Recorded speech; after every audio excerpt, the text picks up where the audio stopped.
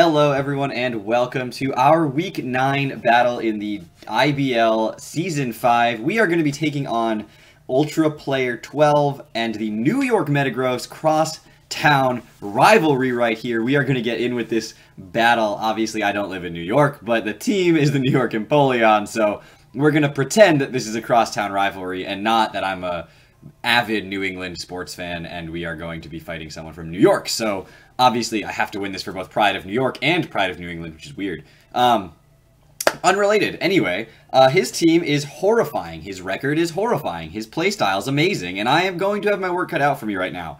His team is Kyurem Black, Skarmory, Ribombee, Mega Venusaur, Slowking, Rhyperior, Komala, Manectric, Magmortar, and Scrafty. Yeah, his team absolutely horrifying, with Ribombee, Rhyperior, and Manectric being Z users, which are all really, really good Z users. So we're going to see what we can do against a team that involves Webs and Kyurem Black. Absolutely terrifying, terrifying, terrifying. So Confucius is here. It has Magic Bounce so that Webs can't be easily set up against it.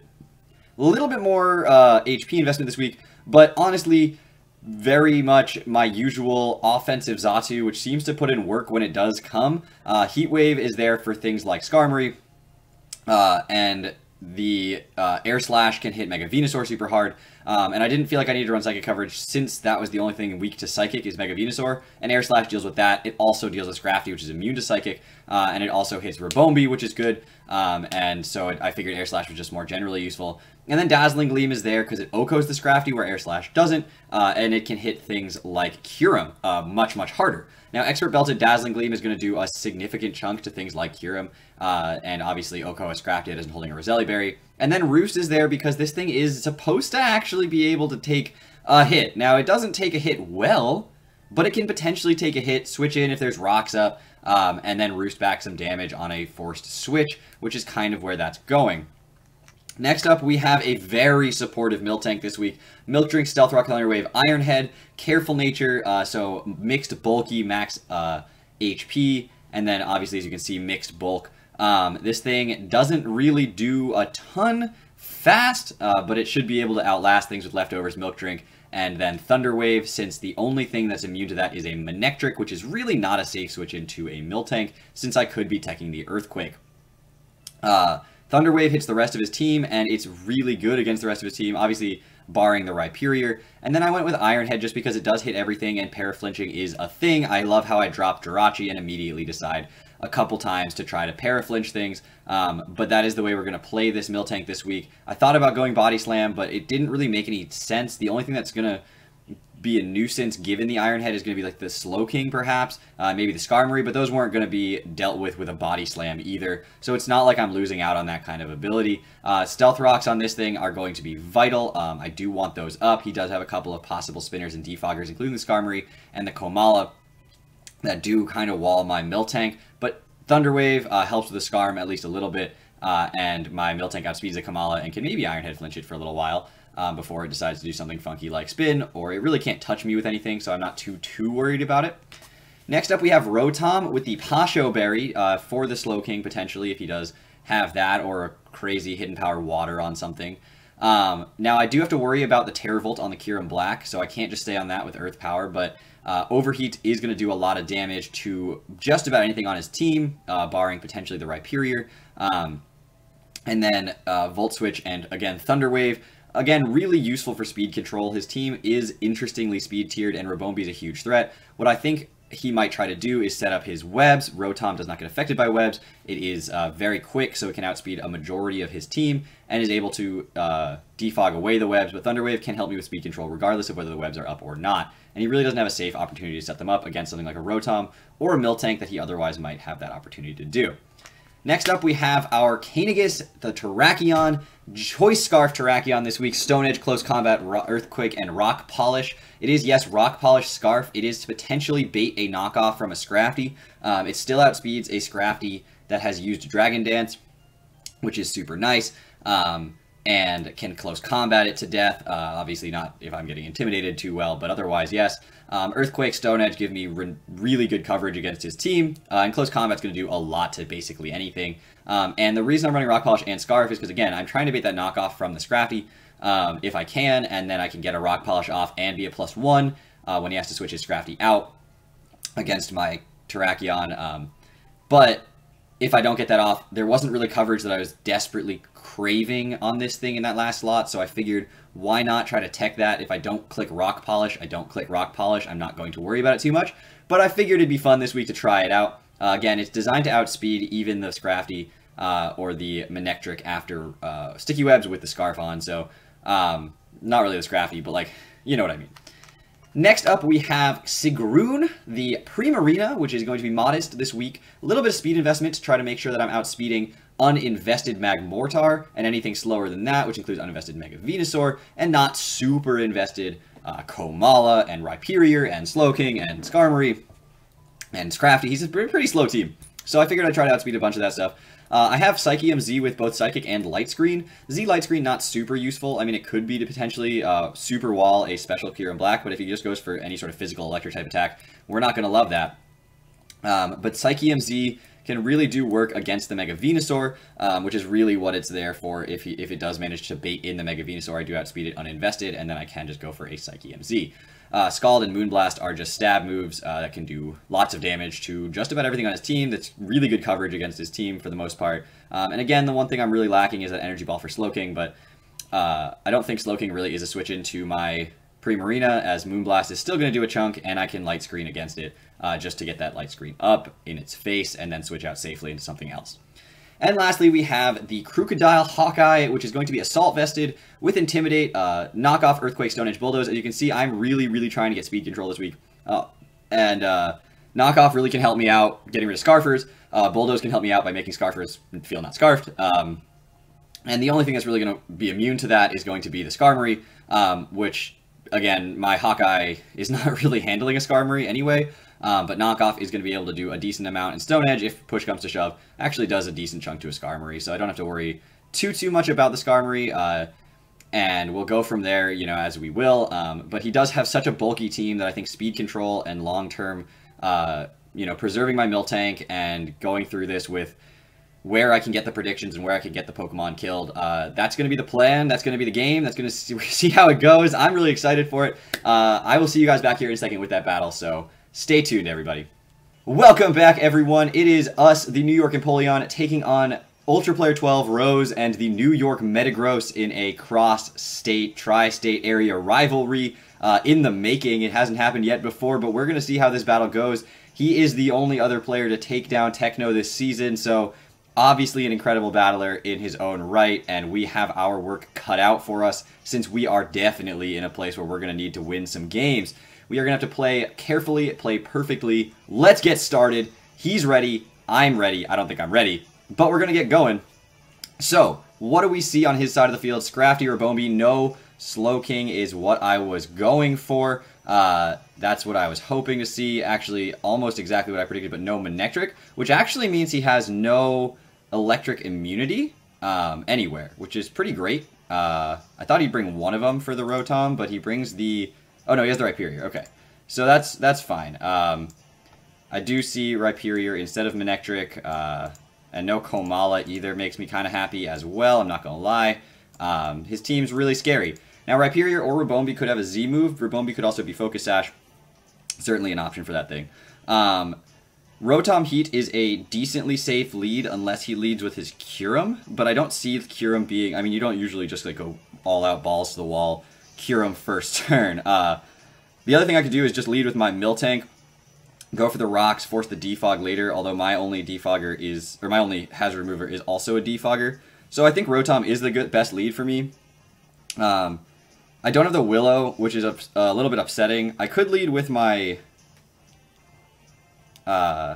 Crocodile as well, but if he does lead with the Rhyperior, I think I just go into my Crocodile, or he might be afraid of the Willow potential with my Rotom. So I think that is going to be my best lead here. Rotom really does not do anything to the Rhyperior this week, unfortunately, because I did decide to go with the Thunder Wave over the Will-O-Wisp this week, which is not a big deal, all things considered. It's just that I just can't hit it. You know, I'm okay with it. I'm not upset with my decision. You know, he could wonder if I'm Trick. He could wonder if I'm Willow, if he does lead with the Rhyperior to set up rocks. If he leads B or Skarm, then we're in pretty good shape. Bebe is the Rabombi. So, at this point, there's really nothing I want to do. I want to stay in on this thing. I don't want to switch out. Rabombi doesn't really do anything to me. He definitely could go into the Rhyperior here. And so I could just hard switch into Xatu, which, again, doesn't really touch the Rhyperior either. As you can see, I prepped really, really well for the Rhyperior.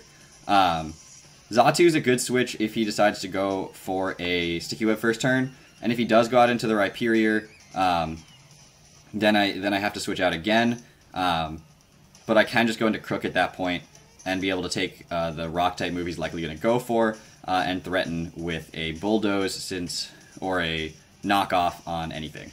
So I think that is going to be my switch. I think I'm going to make the aggressive play right here and go out into my Xatu right away. I think we'll see what he decides to do. We do switch out and he doesn't. And he goes for the Sticky Web, so we actually are going to be able to bounce that right back to him and force him to defog, probably with Skarm. And this is a particularly free Heat Wave for me. Since it has a chance to burn, it does good damage to this as well, which doesn't OHKO me with literally anything that it has. Moonblast does a lot, but Heat Wave should OHKO, and it does a lot to the Skarmory, which is definitely likely to come in. Goes for the skill swap. So he wants to get up his webs on my side of the field desperately, so he's probably sashed. There's a good chance that that I can get a burn here and just kill this thing, which would be absolutely amazing. No burn. He does survive, so he's going to try to get his webs up at this point. But webs on both sides of the field, does that bother me? Like, honestly, I don't know if that bothers me so much. Or do I just go for another Heat Wave to try to take this thing out? Since he does reveal the skill swap, which, okay, so I'm Shield Dust now, so no secondary effects. But webs are on his side of the field, which means that if he wants them on my side of the field, it's just trading webs for webs. And I do have defog on my Rotom Heat later, which then outspeeds basically everything. Which is great, and I do have a Scarf Terrakion as well. And my Xatu starts outspeeding everything too. So I actually really don't mind him setting up right here. Now Air Slash is more accurate, but I revealed that I wasn't Scarfed because he did outspeed me with the skill swap. So I don't think it matters. I'm really impressed with how much bulk he has in this thing. I could just go for a Dazzling Gleam because it's 100% accurate, which I think is actually a better play than going for anything else because I know myself and I know I'll miss. So I'm just going to click Dazzling Gleam here. He is going to set up his Sticky Webs. That is fine. It's, you know, there's nothing I can do about it. It was going to have to happen. And so now my Xatu should outspeed everything on his team. With the sole exception of a potentially Scarfed Kyurem. Everything else should be slower. Rabombi's dead. So Xatu kills Rabombi with Dazzling Gleam. And if he goes out into the Kyurem here, then he's definitely Scarfed. Since I just revealed that I'm not Scarfed. But if he does go into the Kyurem and it's Scarfed, and it's Adamant, then, or Mild, or whatever, then I outspeed it. I have EV to outspeed it. I can't kill it with the Dazzling Gleam, but I can definitely outspeed it. And he's probably revealing to me that he's Scarfed at that point.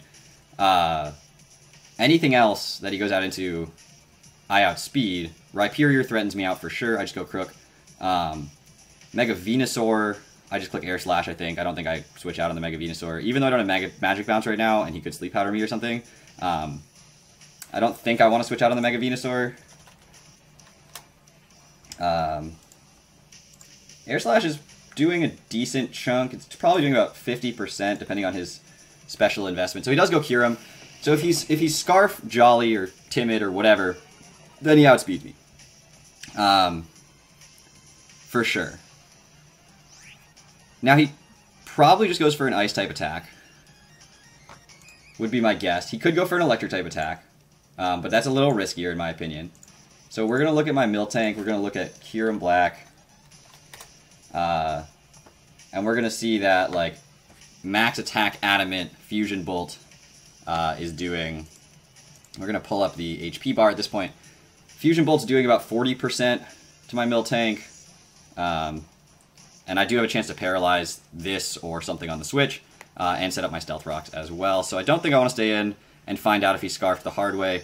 I think I want to go into my Miltank and not find out if he's Scarfed at all, and be able to set up my Stealth Rocks, because an Ice-type attack's not doing much, an Electric-type attack's not doing much.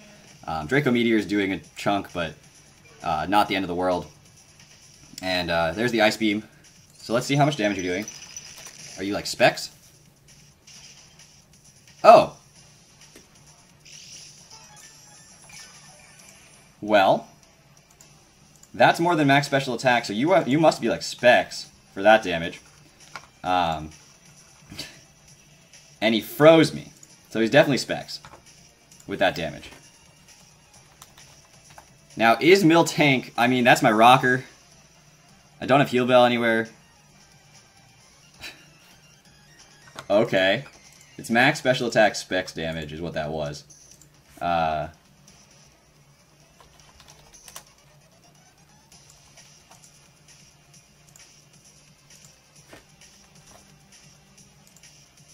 And Ice Beam's doing 30 to 40% to a Rotom.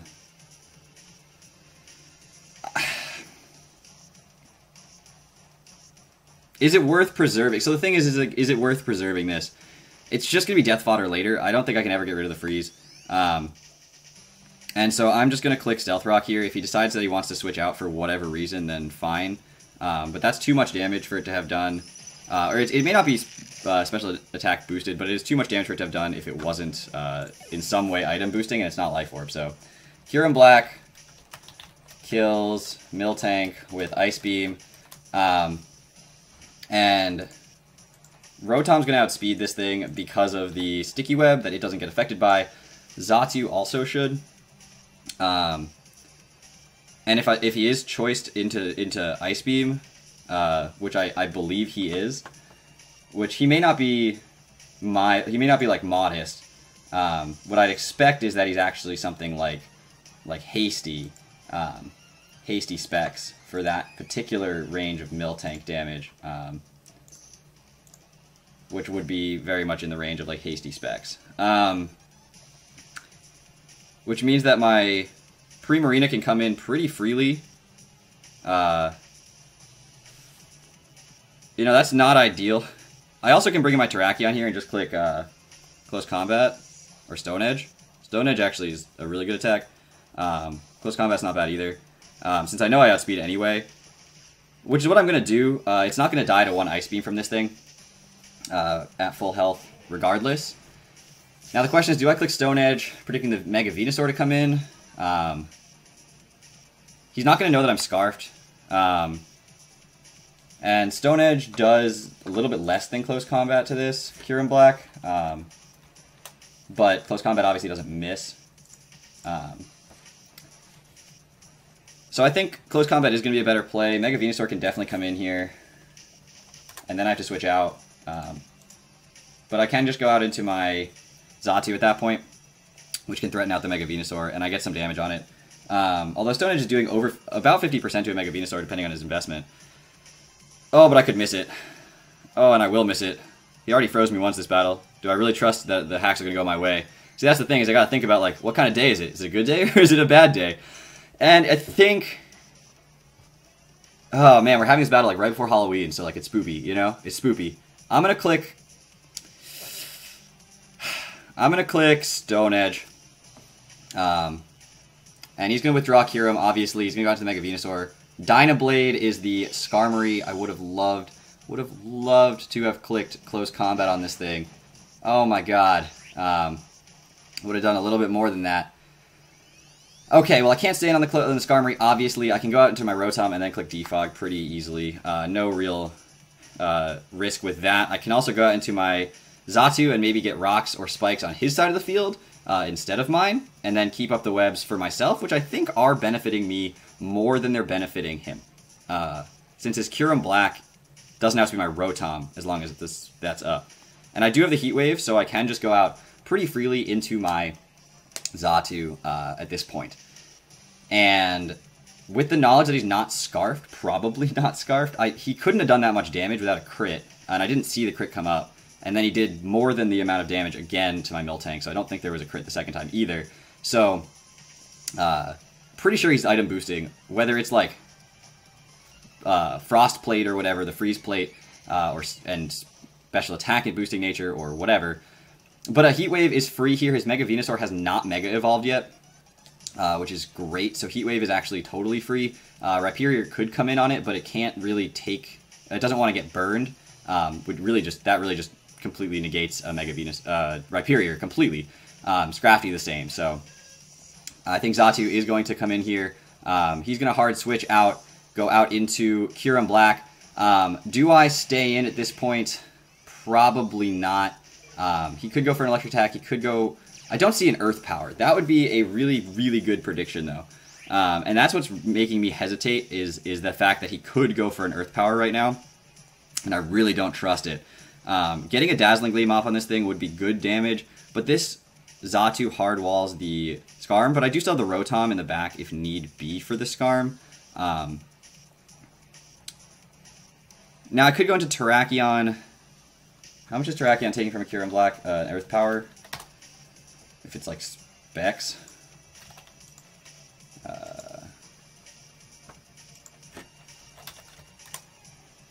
Earth Power has a chance to kill. So does Draco Meteor. If given that information, I think my best play is either just Air Slash or Dazzling Gleam for like 50% on this thing. Because I can't go into the Rotom right now. So I'm just going to Dazzling Gleam. If he does Earth Power, then I made the absolute right play here. And if he goes for an Ice Beam, then I did not make the right play here, but that's okay. And there's the Ice Beam. So unfortunately, we are going to let our Xatu go down. There's just nothing. There's no two ways about that. The Freeze absolutely did not help me. Kills Xatu with Ice Beam. And like, yes, I did just sack it off, and the Kyurem was faster and everything, but I would not have done that. And I know that he's locked into Ice Beam right now, so I can go into my Primarina for sure. I can also go into Rotom, which definitely outspeeds this, or I can go right back into my... I think Rotom's the best play, because what switch-in does he have to a Rotom? And what switch-in does he have to a Rotom going for a Thunder Wave? That would be another play to make, would be clicking Thunder Wave on the possible Mega Venusaur coming in. Although he wouldn't bring in the Mega Venusaur on the Rotom, because it hasn't Mega Evolved yet. My Primarina is definitely an option. Clicking Moonblast into a Psyche MZ, since I should outspeed the Mega Venusaur, would definitely be an option. And if Scarm comes in on the Moonblast, then we're just going to go into Rotom at that point. We don't really have a choice. He does get an Ice Beam off on my Primarina, or I can go into Rotom straight up and then click Overheat on whatever he decides to bring in. There's two. Those are the two plays. Either Primarina or it's Rotom. And they both kill the Kyurem from here. I think Primarina comes in here. I think that's the better play. Rotom can always come in on the Scarm. And yeah, this thing can go for... it's going to switch out, like it has to. The question is, does he go into Mega Venusaur or does he go into Skarmory? I guess it doesn't really matter. I should probably just click Scald either way. Since Moonblast isn't hitting either of those, and Scald is hitting both. And he's definitely not staying in with his Kyurem, because Kyurem Black with a Specs Ice Beam is not doing anything. Like, there's just... It's just a... Even Choice Specs is going to do like 30%. So I'm going to click Scald here.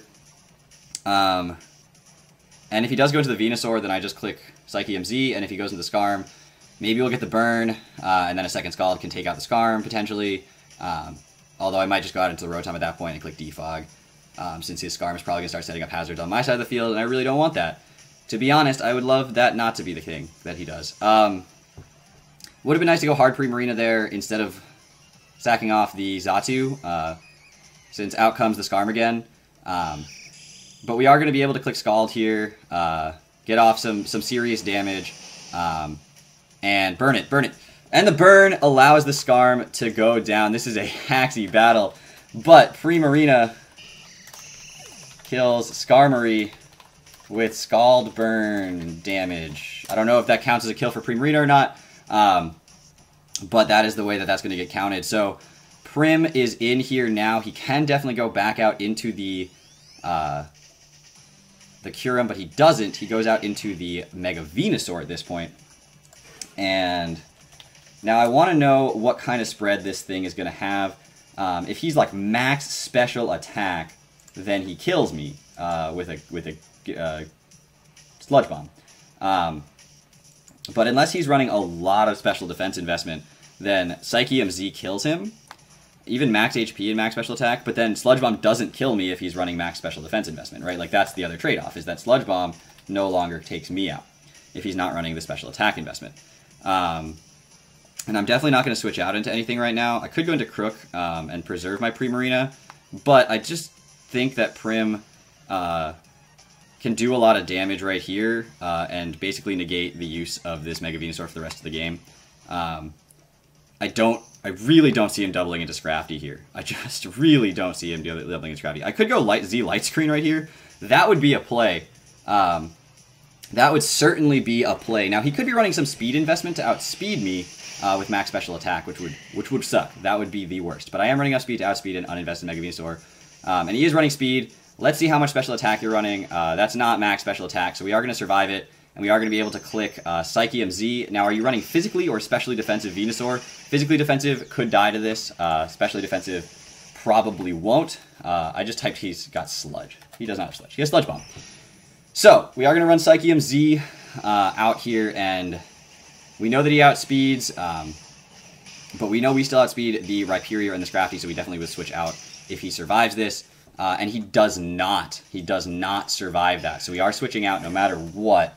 Primarina kills Mega Venusaur with Psyche MZ. And now he's going to go Kyurem.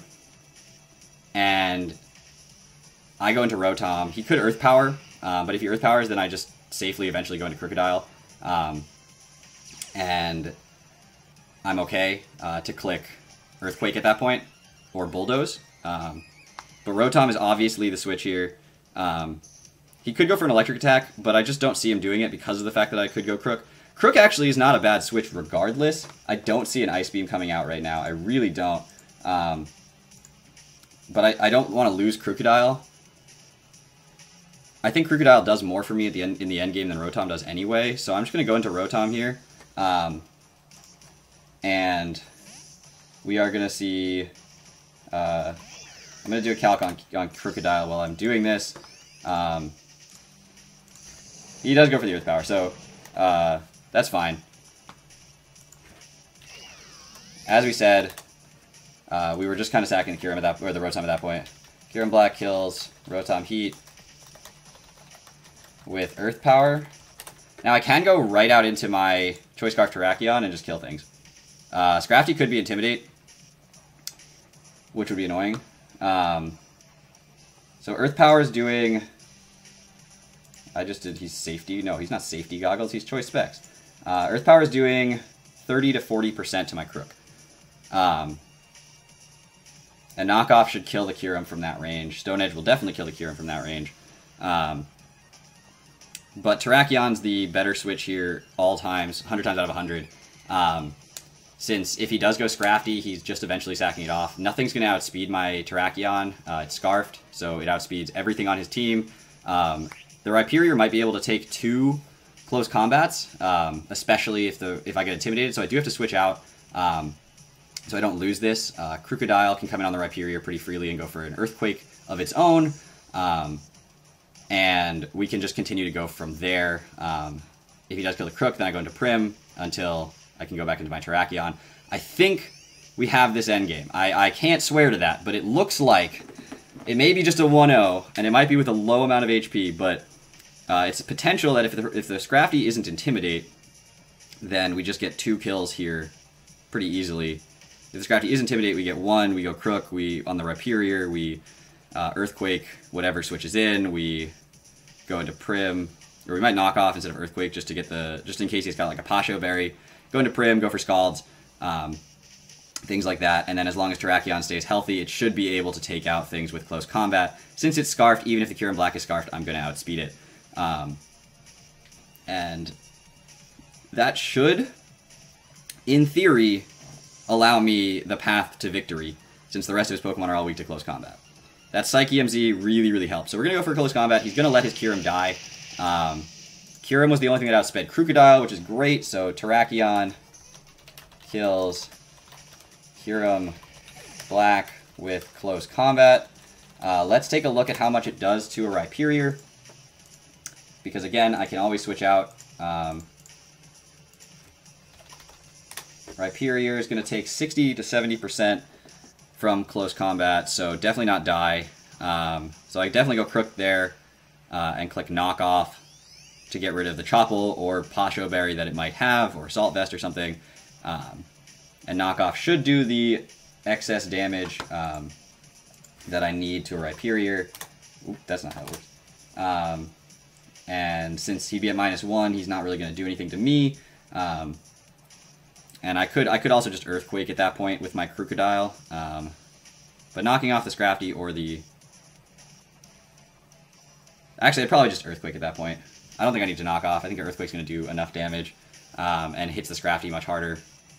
Since Scrafty is still a threat, but I think I bring in Crook if he goes Rhyperior here. I guess almost no matter what, since if his Scrafty is Intimidate, then I don't kill that either. And I don't want my Terrakion to die, since it can kill everything else. Although, Prim can kill everything else too, so I could just chunk one of them and then bring in Prim. So out comes the Scrafty. Sticky Web. Let's see, are you Intimidate? He is Intimidate. Now,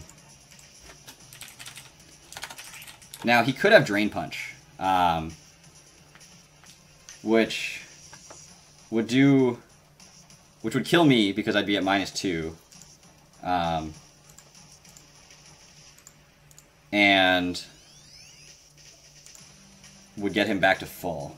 But doesn't kill my Prim from here. So I'm going to go into Primarina, and whatever damage it can maybe get off, it can maybe get off, and if it can't, then it can't. But going back into Terrakion that's not Intimidated will help, and not minus defense. There's the Drain Punch, which shouldn't kill from here.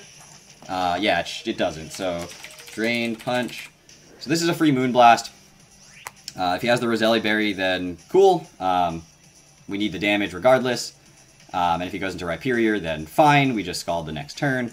And that should take out... My Moonblast plus Scald should easily take out a Rhyperior, and he goes back into Scrafty, which we outspeed. He could have Mach Punch.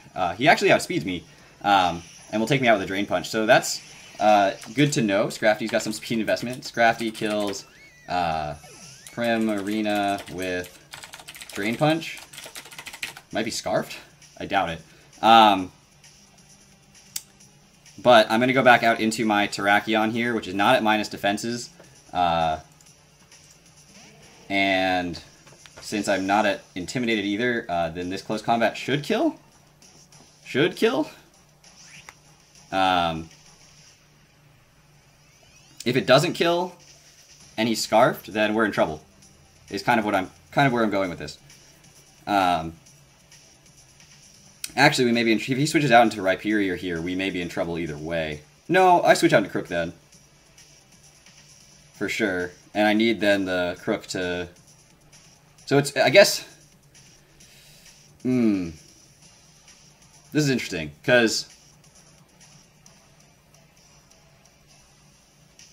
This, I mean, it depends on his investment. I think he has to be very, very bulky to have a chance to survive. I mean, max HP, max defense has a chance to survive. And based on how much his Drain Punch did, I don't think he's max HP, max defense. Max HP does not have a chance to survive without the Intimidate that he would get. And so I think what I would do is go into Crook. Well, if he goes into Rhyperior, then I just kill the Rhyperior. Then I go into Crook when his Scrafty comes back in. But if this doesn't kill... Ooh, he's Chople Berry.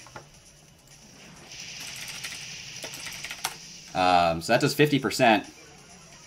which actually may, since he gets the boost back, he may have this game. This should kill. It doesn't kill. Wow. Wow. So he's bulky. He's bulky. That Choppleberry got it down to 50% or so. So he is pretty bulky, but he didn't get back to full. Obviously, I click close combat again here, and that does take out the Scrafty. Oh my gosh, this game is absolutely bonkers. So Terrakion kills Scrafty with close combat. That little bit of damage really helped out. And out comes the Rhyperior. We just click close combat again. I'm obviously not switching out at this point to get my defenses back. There's really no benefit to that. I gain literally nothing from that.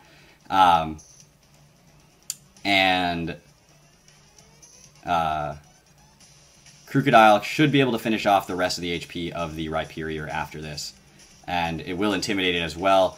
He could have superpower, but even then, a intimidated superpower from a Rhyperior to a Crocodile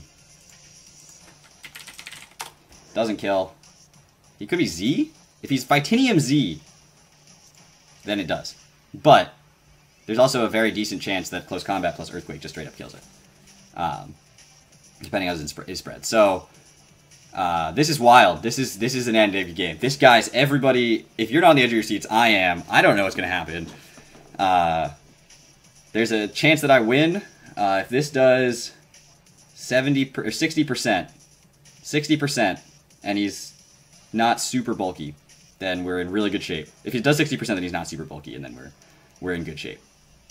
But should I fail to do 60%, then he's got a decent chance of coming back in this game. Okay, that is 65%. And there's the EQ. And so Terrakion's going to go down. So Rhyperior kills Terrakion with Earthquake.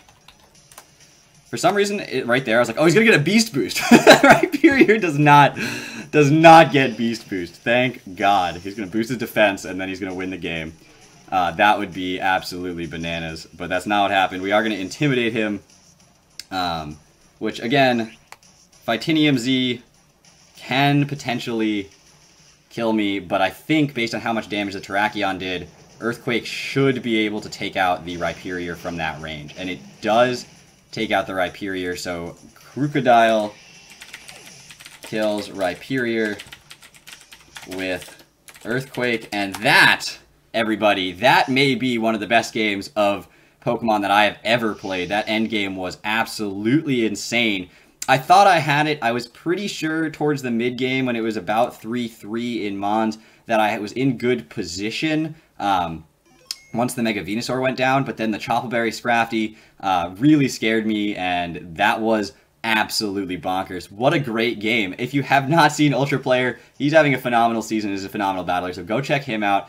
And I hope you guys enjoyed this battle. We are now positive in the IBL. 5-4 now. Our differential is eking back up towards good. So we're sitting in a position where we can make the playoffs as long as we keep winning. But we are not. I mean, this is a 12-week season, so we have our work cut out for us. We've got tons of time left for things to go horribly wrong if we let off the gas. But we are back to where we want to be, back over 500. When we were on a 4-game losing streak, it was hard to see, but a 4-game winning streak following that has really helped us out. So go check out Ultraplayer. Check out all the other coaches in the IBL. This league has been absolutely fun for me to play in, and thank you so much to Brendan and everybody else in the IBL for having me and for entertaining my play style in this league. And I will see you guys next week as we go on to take on, who is it next week? The Pittsburgh Huge Powers and Rio next week.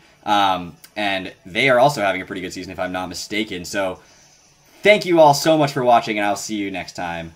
Take care, everybody.